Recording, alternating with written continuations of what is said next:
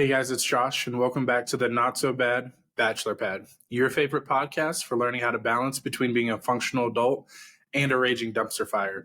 Some days, pretty heavy on the dumpster fire. Today, we are joined by Paul Zolman. Now, Paul, thank you so much for agreeing to come on today and just share some of your experiences and philosophies with us. So glad to be here with you, Josh. Thank you for the invitation. Now, Paul, I don't know if you know this isn't common knowledge, but we actually have something really cool in common. What's that? And that is the fact that we're both linguists of sorts. Now, once I saw this, I was like, automatically, he's coming on the show. I don't care what I have to do to get him here. You, on your resume, you have lovely. How did you get that sexy title on your resume? It is a sexy title, Josh, and I'm willing to share it with anybody that wants it. It's actually a love language linguist, kind of a tongue twister to say it 10 times, but you can do it. But a love language linguist is someone that knows the 5 love languages backwards and forwards, not only to give it away, but to see it when it comes their way so they can respond. This person has that peripheral vision that most people don't have. Most people can see what they like. They see their primary love language when it's coming their way. They can respond to that. This gives you that peripheral vision that says, oh, they're loving on me. It's not my primary love language, but I can respond to that. And that it really, really improves your communication skills. I've missed so much, Josh, in my life. People loving on me, couldn't see it because I didn't realize that was a different love language they were sending my way. I couldn't respond to it because, frankly, I just did not see it. Now, that's something that I think a lot of us can relate to, the fact that we really aren't taught throughout our life how to give or receive love. So we only know certain instances when it's expressed, and we really don't see it coming from the opposite side. We know how we give it, but we rarely understand when people give it to us when it's in a way that we aren't used to. I created a really easy way to do that, Josh, and really created it for myself, but it works so well for myself. It's like just if you make a good investment and you made your money with that investment, you probably will start sharing that investment and teaching others how to make that or similar investment. This is the same thing with this. That created a paradigm shift for myself. I had an angry background, grew up in an angry family. There was just a lot of abuse. There was physical abuse, sexual abuse, verbal abuse, economic abuse, any kind of abuse you can think of. There was probably that in that particular family. And with that, I did not want to be in that type of person. It's like that person that's in the pool that has an accident. Everybody scatters, say it wasn't me, wasn't me, wasn't me. I did not want to repel people like that in my life. I wanted to draw people to me, but the anger was not doing that for me. I found myself stacking one annoyance on top of another, on top of another, on top of another, and getting to the flash of anger. And it would happen in public and it would happen in private. I didn't want that in my life. So I realized I really need this for myself. So I started studying the 5 love languages, and I really liked the principles. Coming from an angry background, I didn't get it. I didn't say, you mean, Dr. Chapman, if I guess what Josh's love language is and cater to that, we're going to be buddies? And you're calling that love? That doesn't sound like love. That sounds like more of a manipulation. That and it's a guessing game. I'm a bad guesser. I'm really bad guesser, obviously, because I was having a hard time connecting, finding love in that particular way, real, true love. And so that didn't work for me. Well, the second thing Dr. Chapman says, Josh, is that he says, well, if you take this survey, then you can find out what your primary love language is. What are you supposed to do with that? Advertise? Hello, Josh. I'm Gifts. What do you have for me today? It's awkward. I'm done with awkward. I've been through that already. There's an easier way. So as you roll, I made a cube, and I put the love languages on the cube. With that, I'm showing for listeners that can't see it. I'm showing a hand that's holding an hourglass that represents time. A hand similar to a waiter that's holding a platter that shows service.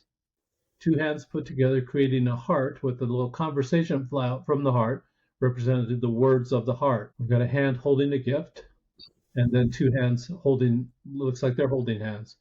So those are the 5 love. Touch. Yeah, okay. For the touch. So those are 5 love languages. There's 6 sides on the cube. The last one I named it surprised me. So there's just 2 instructions, Josh. You roll the cube every day. Whatever it lands on, that's the love language you practice giving away all day that day. All day. All day to everybody, not just significant others. When I created it, I was single, Josh. I didn't have a significant other. Said, who the heck am I supposed to love? During this time, I'm actually doing destination dating. We talked a little bit about it before the show. This anger that I had was partly contributory to the demise of my first marriage. After 23 and a half years, 8 children, we parted ways. I had the 5 remaining children in my primary custody, and then on the weekends off, when she had them, I would actually find a woman online.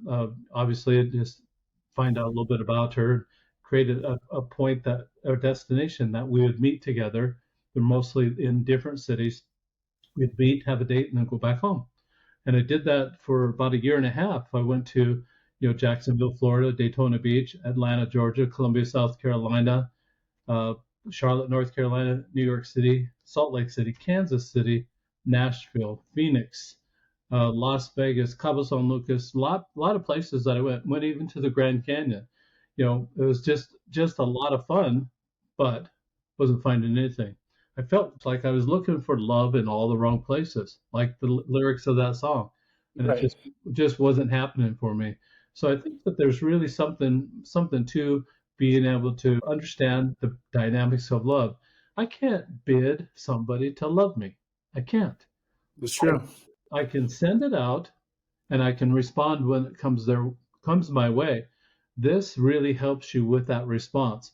It helps bridge that communication gap that normal people have, that they can't see anything but their own love language. I realize it's not about me anymore, but it's about them. It's about lighting them up. When I'm practicing a genre of love one particular day, I'm watching for people that light up with that love language. So no longer, Josh, now do I have to say, could we pause this relationship for a moment while I have you take this survey so I know how to love you? Back to awkward. We don't have to do that anymore.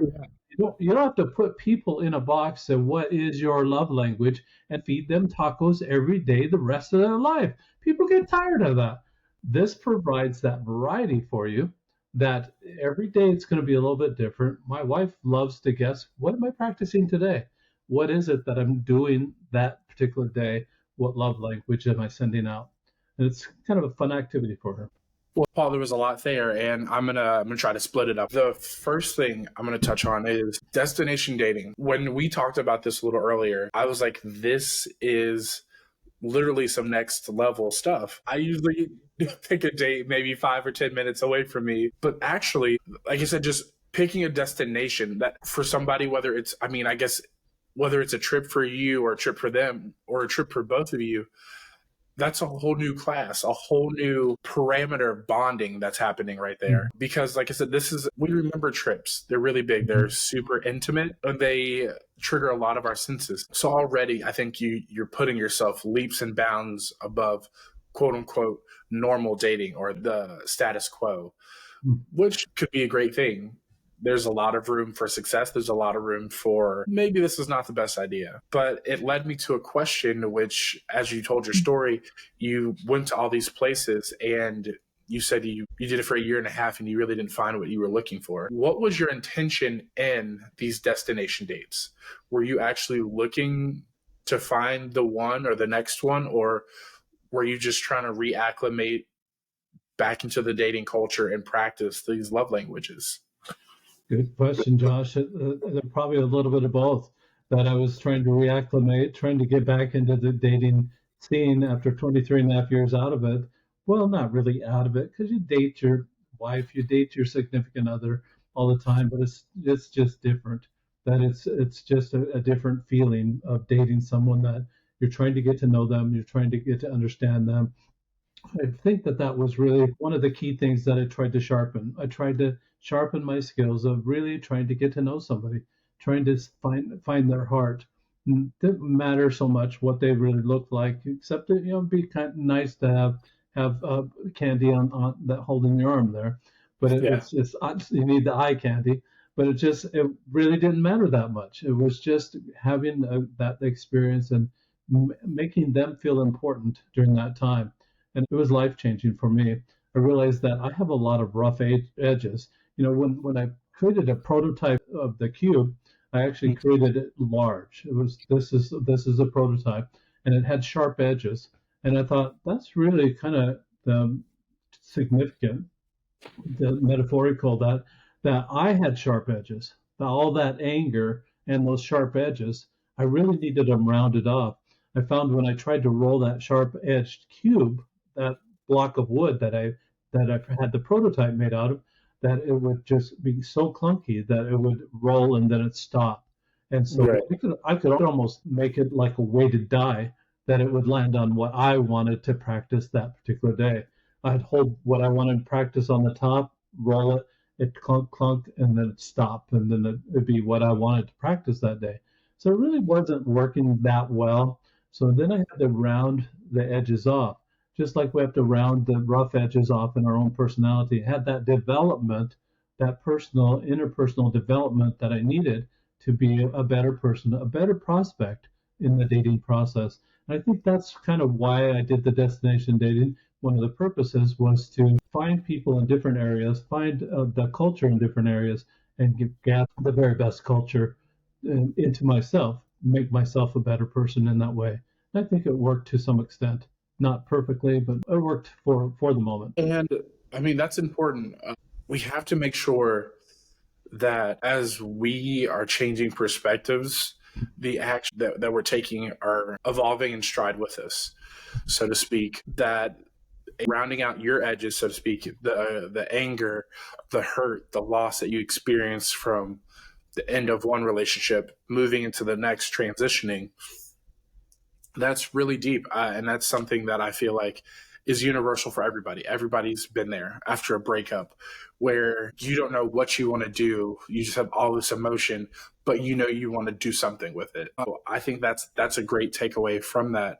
Also, you're right. When you rounded out those edges, you let go and just let the die land where it will, to start practicing on languages, A, you're not familiar with, and B, that you don't have control over. Because we typically tend to do things that we like to do. We very rarely do things that make us uncomfortable or put us in a situation where we feel vulnerable ourselves. So when we are forced to, because we're gonna say that everybody who's doing this, they're gonna be honest with themselves, that if it lands on physical touch, but you really enjoy your personal space and you don't like to encroach upon others, that you're going to find a way to incorporate physical touch into today's lesson.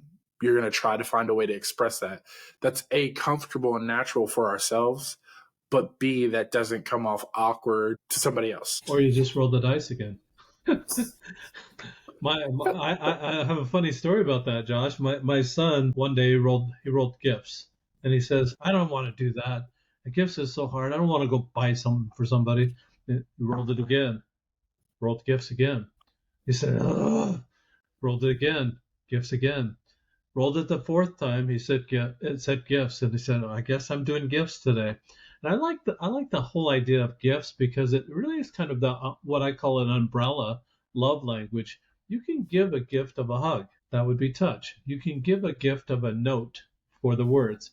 You can give a gift of service, maybe cook dinner for someone as a gift of a service. And you can spend time with someone, watch that Korean drama that you don't particularly care for, or watch that Hallmark movie that you don't care for. Watch that, spend time with someone.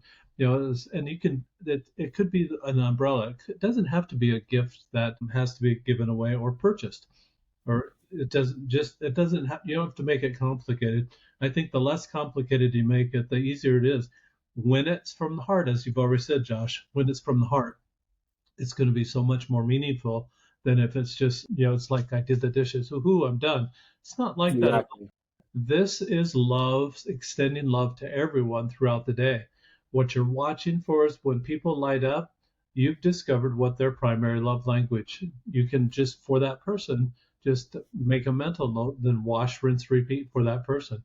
And then you might find 3 or 4 or 5 or 10 people that you light up in a particular day, because of what you're practicing on that Right. particular day.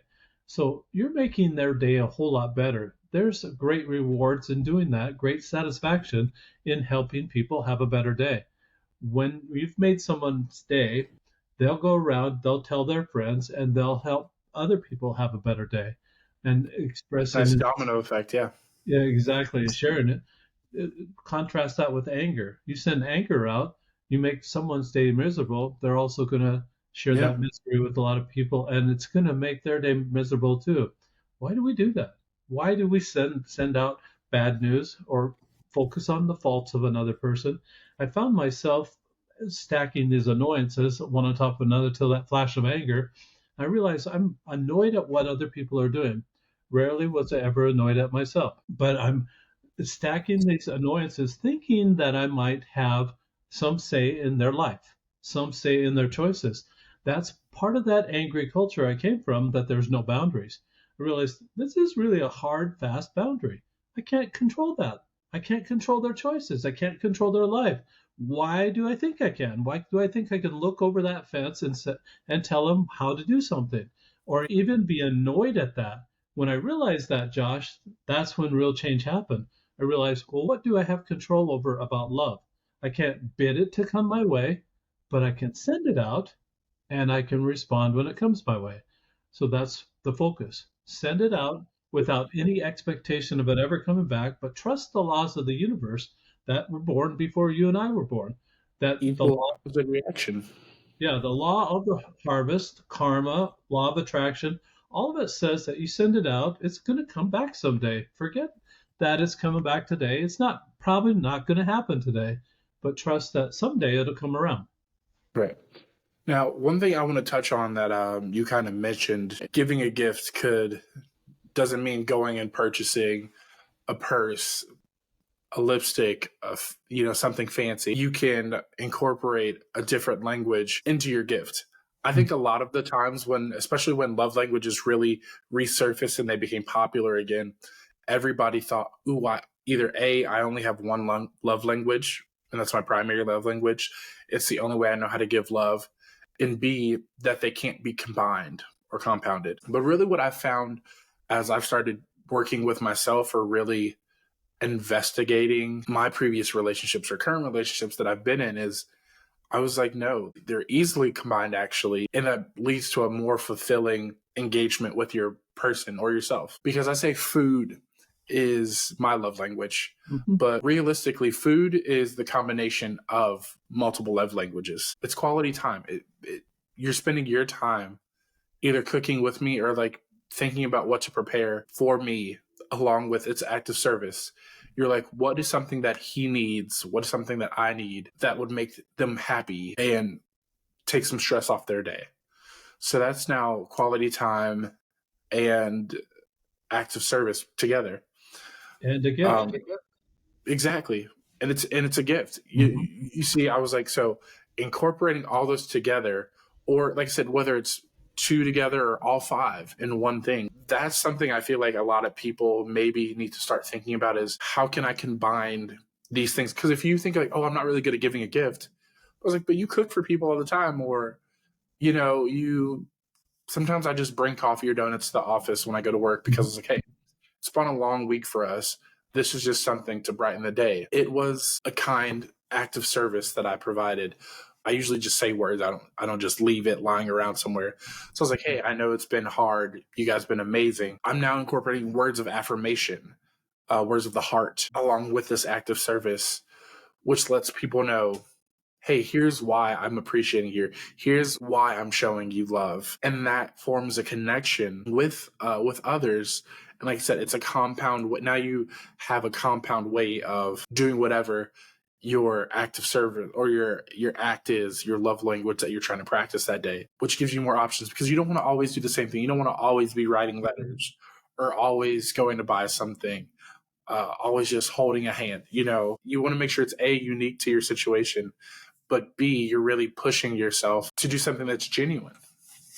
Absolutely. I absolutely agree with that too. Just think of the English language. When we sneeze, somebody says Gesundheit. Where's it come from? It's not English. It's German. So that's what they say in Germany. When you have a house, a little mother-in-law apartment, buy a house, they call it a casita. Where's the word casita come from? So from the Spanish, or Yeah. yeah, it's the Spanish. Like, see the word Toyota or Honda, where did that come from? Mazda, where did they come from? They're all from Japan. We've incorporated a lot of different cultures into our language and into what we do every single day. And it's just, we have a homogeneous type of society here. We really need those words in our language, because there might not be anything that would describe a casita the way the word casita Right. describes it. Who wants to continue to go around saying mother-in-law apartment when they don't even have a mother-in-law? I mean, it's just casita is a great word for it. And so we have those kind of words. There's no other word in English that I can think of for nirvana. That we need the word nirvana, we need the word karma, we need those words from the Sanskrit dialect from India. We need those words in our life, and we need all these words that are a whole lot more descriptive than what we might have previously. And we learn them and we incorporate them into our life.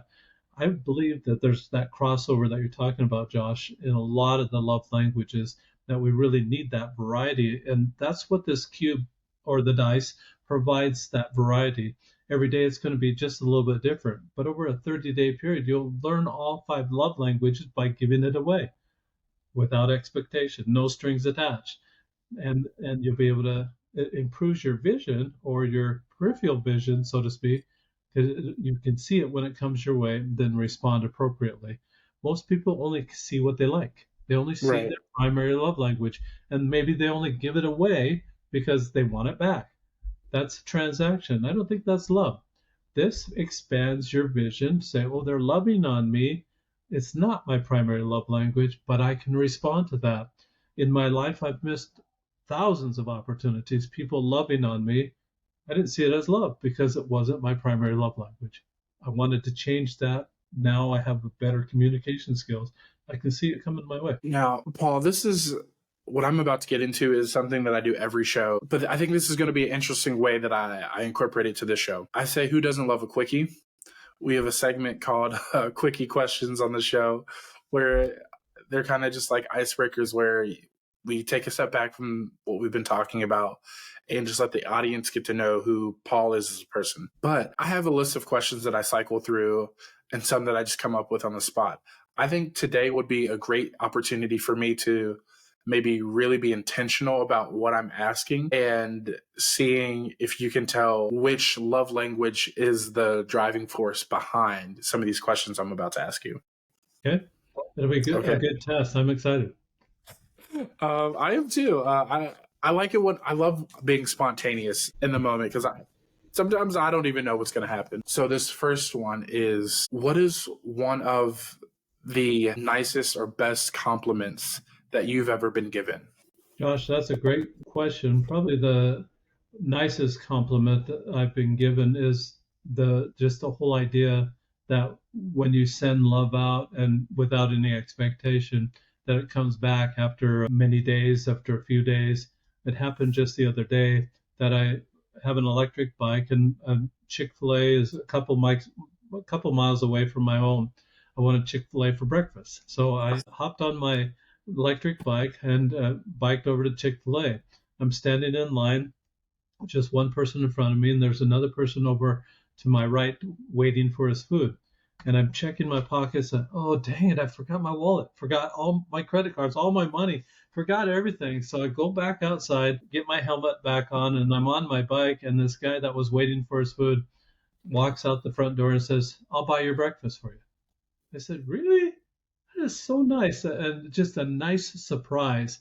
And I think that that by itself was really a compliment that really verified for me exactly what I'm trying to accomplish here. That just keep sending love out, building building that bank, so to speak, building that account, that you've got something coming back at random times, surprising you whenever it'll come back. That's a huge compliment to what I'm trying to accomplish right here. He bought my breakfast. I was only got a couple of sandwiches, amounted to about $4, and I gave him back his change, and that was it. But I had an opportunity to talk to this man too about the love languages and about the cube. I did have a business card. I didn't have any money, but I had a business card.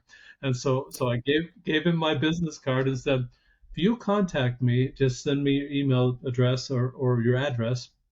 I'll send you a cube. I'll send you one of these dice. And so just for his kindness, I was able to send him. He did contact me, and I was able to send him a dice. It's amazing. Okay, so what do you think which love language would you say that was based in? So on the cube, you've got the 5 love languages, but I've got also the extra one, surprise me. On surprise me, it's just doing random acts of kindness during that day. But I think that love language probably was just, it really touched my heart, number one. So it could be touch. It doesn't really have to be touching the body, so to speak. Dr. Chapman says it's called physical touch. I just kind of scaled it back, just say touch. Just simplify this and be touched, because your heart can be touched in a lot of different ways. And especially if you're going in the workplace, you can touch people's heart like bringing donuts. You can touch them in that way, in a kind way, and have kindness touch their heart. That would be that particular love language. He also did a great act of service. I didn't have to ride my bike all the way back home and then ride all the way back. It was only 2 miles. It didn't take very long, but it was service that he provided. It was a gift. It also was a very nice gift. He wasn't giving it with any expectation of me ever giving him anything. He was giving it without any strings attached.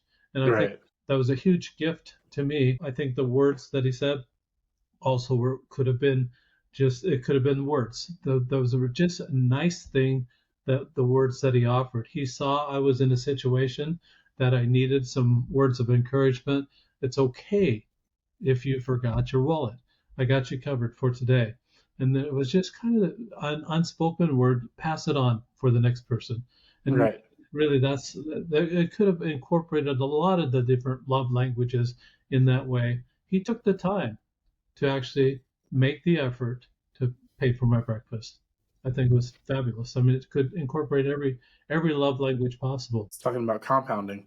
Absolutely. Sure. Okay, this next question I think it's an act of service, but I'd love to get your viewpoint on what you think it is after you answer it. What is one of your favorite ways to receive intimacy? My favorite way to receive it, Josh, that's really a loaded question. Our intimacy in our family we're profound at it. My grandfather had 19 children. I'm number 10 of 11. I have 8 children myself. My kids don't get it though. They only have 3. I want more grandchildren, Joshua. I just want more grandchildren. I don't know how to influence that though. My my favorite way to do it is, I found out that this works best for me. That instead of stacking those all those annoyances on top of one another, that practicing those love languages, or practicing kindness on top of kindness on top of kindness, gets you to those higher laws of love, like intimacy. And I believe it to be a higher law of love. These love languages that we're talking about right now are basic. They are foundational. They are stair steps that will get you to compassion, to charity, to intimacy, to forgiveness, to mercy, to empathy and sympathy. Those are higher laws of love. If you want the best intimacy ever, stack kindness on kindness on kindness, build it throughout the day or throughout the week or throughout whatever target time you might have for that to happen. But it's going to happen naturally. And I think the very best thing that happens is that your partner will volunteer themselves to you because of that kindness that you've been stacking. That's the very best intimacy ever. Okay, so the first one I kind of had the intention of words of affirmation when I asked you what was the best compliment. That last one was an act of service. Quality time. Okay. I think I have a good one for quality time. Especially since I'm in the presence of a professional destination dater, what would you say in that year and a half period that you were destination dating? What was the best state that you went on? What was the best experience you had with a person? I would have to say Cabo San Lucas was very fun. I loved also New York City. It was my first introduction to Broadway. and I'd never really been to downtown Manhattan and seen a show. I'd been to downtown Manhattan before and gone to the toy store, FAL Schwartz toy store, and just done a lot of those things that way. But I've really never seen a Broadway show.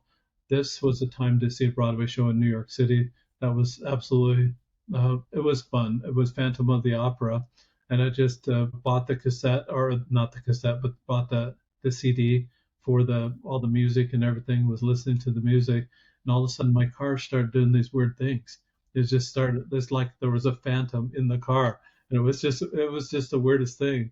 But it was still really fun, and I started driving around in those streets of New York City. Every car is yellow, all the yellow caps and everything. I have my own Yeah. personal vehicle; it's white, and I'm honking the horn and being like a taxi cab driver and just having a great time of my life driving around New York City in all the yellow cab traffic and trying to drive like a drive like a cab driver, drive like you do in Rome, drive as the Romans.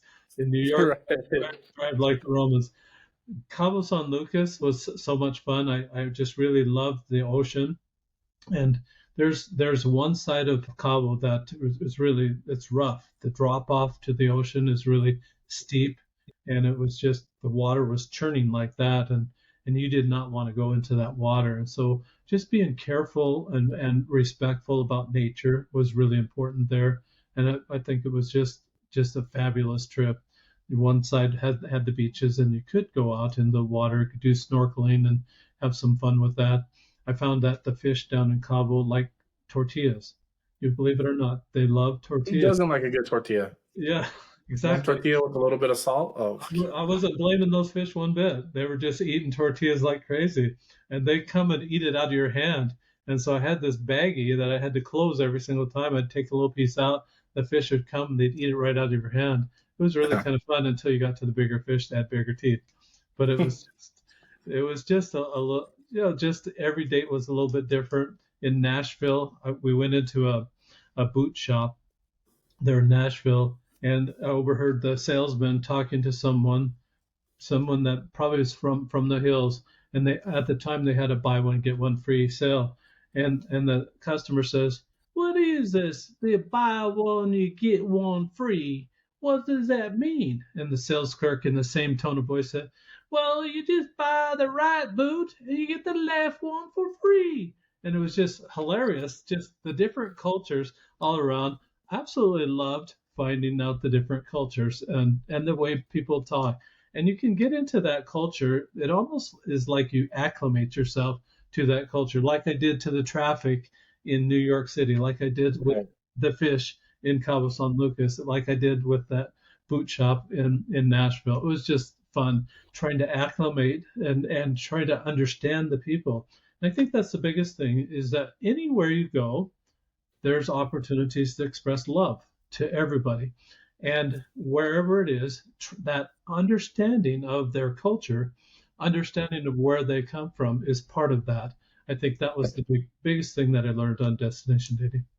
Now, just listening to your stories right there, I heard a lot about the destination, not as much about the date itself. So, would you say that you enjoyed the destinations more than the dates sometimes? That's probably a good assessment in a lot of places, but I think it was just fun.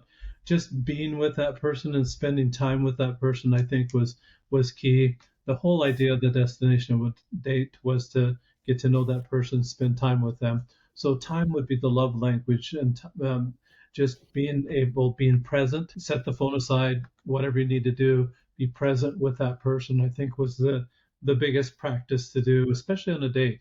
You don't want to have to take a phone call while you're on a date and then that person's just sitting there in a strange area. Just be present, and I think that understanding their concerns and their needs, and especially you're both strangers in that area, just that kindness and that care for that person. I think that was huge part of the date that I really liked. Okay. This is the last question. It's just a little fun and I enjoy asking it because there's always one thing, or at least one thing, that no matter how far we've come as coaches or people, and we enter into healthy relationships, that there's a piece of us from the old days that we just can't let go of. What is a toxic trait that you are attracted to? I'm trying to overcome all those toxic traits. Sort of like, they're no good for you, but, or like some people, like, some people like gaslighting. It's like, it's not good for you, but there's something about when somebody does it, as much as it drives you crazy, you also kind of like it. So is there anything like that in your partner you're like, this probably isn't their best trait, but I still went for it? That's yeah, that sounds like a confessional, Josh, and that's a hard question. I don't know if I want to make that confession, but I will. I'll give it to you, Josh, because you asked it. So Now, like we've been talking about this for a while. Love languages, they are the beginning stepstones to higher levels of love and connection and understanding. Like with your dice and some of your other practices, what would you say is the secret sauce? What's one thing that really helps set you apart from some other people who are teaching or speaking about these topics? I think that what sets me apart is that I didn't start this way. I mean, I wasn't born into this, wasn't born with that loving silver spoon in my mouth at all. And it was just really quite the opposite. And so that really sets me apart. Now I understand the spectrum. So what happens, Josh, with this is that if you give me a word, an adjective, such as sarcasm or sarcastic, if you give me that word, where does it fall on the angry to love spectrum? And I would say that it probably falls on the angry spectrum. When you consider the opposite of that, what would be the opposite? And what comes to mind for me is someone that's authentic, someone that's genuine, someone that's true. And when you put those side by side, that comparison, I think it's an easy choice to want to be more genuine in that way. The choice becomes a lot easier. I think for me, what sets me apart is now I understand the spectrum. I've been all through all phases of the spectrum. I have that experience, and not that I want to put through anybody through any of that, the bad experiences that I had in my life, but I understand what the good side is now, and I understand how to find an adjective that describes my behavior so I can have that self-actualization moment. What am I doing right now? If I can describe it, what is the opposite of that behavior? Figure out, Right. am I on the right side of the spectrum, and then be able to cure or be able to move toward the side of the spectrum that I want to be on. I want to live what I'm talking about. And I try the best I can to live what I'm preaching about, what I'm not really preaching, but what the book's about, what the dice is all about, the life that I live now versus the other life. I've seen the other side. It's not pretty. And that's amazing. I always say it takes a little bit of darkness to appreciate the light. Absolutely. And you've definitely done this by sharing the dice and your knowledge and perspective with people. And for that, we just want to say a huge thank you. Hopefully, this is a moment in one of my listeners' lives where they're like, you know what? Maybe it is like, is it me? Am I the problem? Can I do more, not just to better myself, because it's not just about me, it's not transaction, but can I do more to just brighten my community, my circle, my environment, just to be in a healthier place and to genuinely give back? I think that is important, and it's something that we're all responsible for. But another aspect of this that I like to think of and take away from is, I think this is like, what you've done is a very big thing. It's something you're proud of. Is there anything else that you're proud of that has been impactful as a part of your journey or practice? Good question, Josh. I feel like I've been pretty impactful in the financial sector. That's where my profession is. It's funny that the question you ask is a very interesting question, because as I'm trying to be as good as I can, even in that environment of abuse, I'm trying to be good so that I don't get abused. I don't get that whack. I'm trying to keep within the lines and everything. And at age 17, I took a career test that said I'd be a great IRS agent because I was so strict in the rules and everything. I didn't want to be an IRS agent, didn't want to Right. even go that route. But I ended up graduating from college. It took me 22 years to get a college degree, but I graduated in college from and in accounting and went on to become a CFO of a public company. Accounting has all those rules. You got to stay within it. But just to go from my father graduated from 8th grade, my mother graduated from high school, no college as far as I know back in my ancestry, and so just moving from moving that education piece forward a little bit. When you're more educated, you're going to act a lot smarter than the people that don't know. I didn't know what I didn't know. And with that attitude, you keep acting and doing what you think your parents did or what your parents taught you. But I had the same epiphany at age 17 or 18 that says, I'm never going to act like my parents do. When I have kids, they're going to do this, and it's going to be perfect. And every 17 or 18-year-old says that. And it wasn't perfect. I still had those annoyances, still stacked and still yelled, and I still had some of those things, not as bad as what I had when I grew up, not even close, but I still had some of those tendencies. A break of the generational tradition, I think that in of itself is the biggest thing for my whole life, to be able to break that generational tradition that's been passed on for who knows how many years. I know my Right. I know my grandfather had it. He made decisions, major decisions, in crisis mode. We're taught right now that's not a good time to make any major decisions. Right. Write it out, and then when you're calmer, that's the time to make the decision.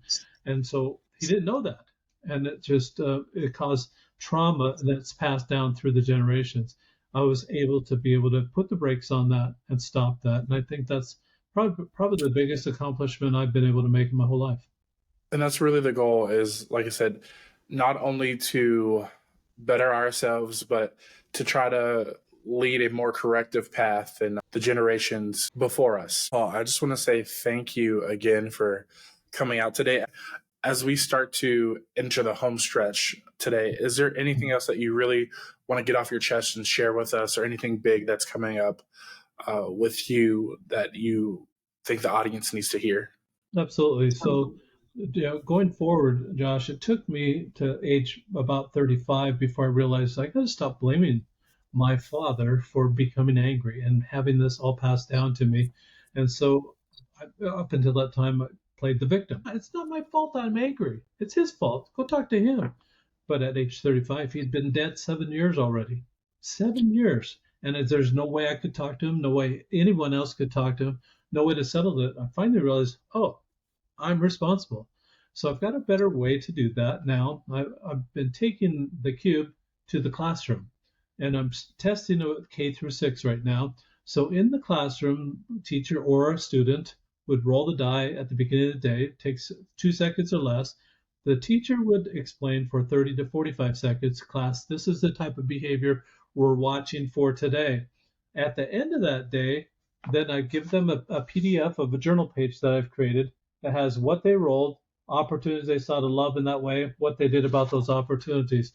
Actually becomes a love journal for that first grader or third grader, fifth grader, sixth grader. And if the teacher will just check off that the student did it, send it home, or for the very good stories, the teacher will read those stories in front of the class and look what Johnny did yesterday. Look what Susie did yesterday, and read that so that the other kids will get an idea of this is the type of behavior that we're looking for in that situation. Now it creates a situation where no longer is the teacher absolutely responsible for the behavior of those children. No longer is the principal absolutely responsible for the behavior of those children. The kids are responsible themselves.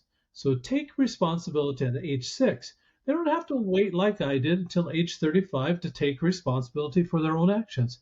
What that's going to do, Josh, is that it should tamp down any misbehavior and any violence, any bullying that might be happening in the school right now.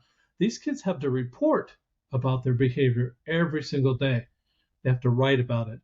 The second thing that happens with journaling is that journaling is a decompression activity. These kids at the end of the day are tired. They've been learning all day. They're antsy. They know the bell's going to ring. That I've talked with teachers around the world, Josh. Every teacher without fail says that that last 10 to 15 minutes of the day is really hard. It's really non-productive time. Let's make, Right. let's make it productive time by having these kids decompress by writing in a journal. Oh, now they're decompressed. Now send them home in that decompressed state. It's going to just add to the peace of the world so that they're not wound up or still wound up from school. Decompress a little bit, then send them home, and then the next day they get their journal page. Those astute parents will keep those journal pages in sequential order. At the end of the year, probably bind it. Now you've got that journal for that first grader.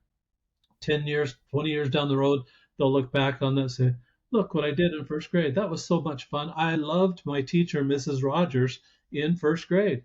I don't remember second, third, fourth, or fifth grade. I do remember sixth grade teacher. I would have loved to know what was it about Mrs. Rogers in my first grade class that I loved so much.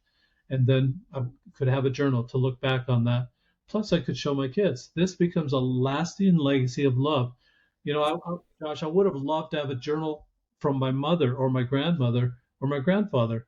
Instead, I got a journal about the weather. The weather 60 years ago. Who cares what the weather was like 60 years ago?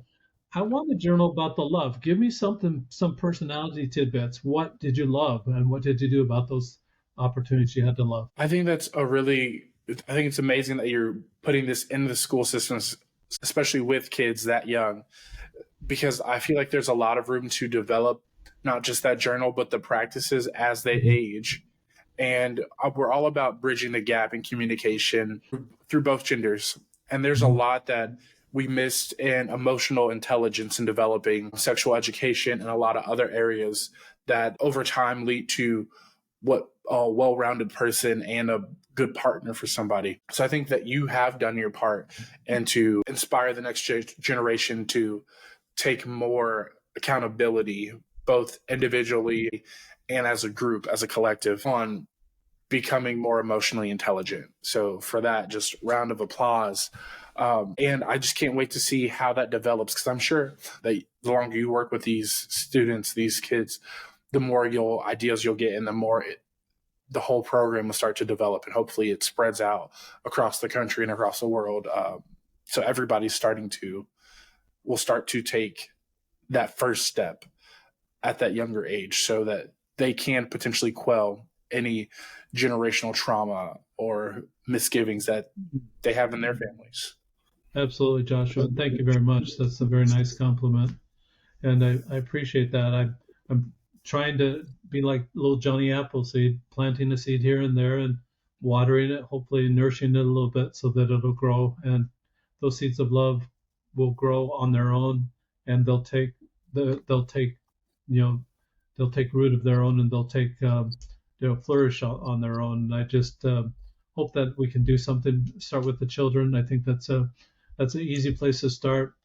If they develop these talents, these basics in that primary school level, take it on to the secondary school and then on to the high school and to college and their life, I think they're going to have such a better foundation for quality relationships that I'd never had. And I would wish them the very best in their pursuit of that. Okay. Well, again, Paul, thank you so much for coming on today and just sharing this with us. I know last season we talked about love languages. Just what are they? This was a completely different experience because we didn't spend a lot of time on talking about what they are, but how can we actualize them and how can they benefit not just us, but future generations. So I think this is levels above where we were a few years back. Before we get out of here, Paul, can you just let everybody know where they can find you or where they can purchase their own die if they're interested in taking this first step? Absolutely, Joshua. Thank you for that. They can find it at rolloflove.com, ROLE of love. I did a play on words, Josh. ROLL is something that happens with the dice outside of you. ROLE is the part that changes you within. So it's ROLE of love. If your listeners are listening to the podcast and they listen also to books, I do have an audible version of the book. They'll have to go to Amazon and type in my name, type in Paul Zolman. It'll come right up. If you type in Roll of Love, it's going to say love this, love that, love a million things. It's going to be a needle in haystack trying to find it. Type in my name, it'll come right to it, and you can purchase the audible version of the of the book there. The dice are only available on my website, though. Okay. Well, guys, you heard it here. If you want to get your die so that you can start to understand how others may be expressing their love for you, go to rolloflove.com. Once again, that's ROLE of love to get your die, and check out Paul's book also on the Amazon. on Amazon. You guys already know how to get there on the app, on the website. I'm pretty sure we've all done some online shopping, so we know how to get there. And then I will see all you beautiful partnered, unpartnered, and ready to learn people next week for another episode of the Not So Bad Bachelor Pad. Until then, just remember, be kind to each other.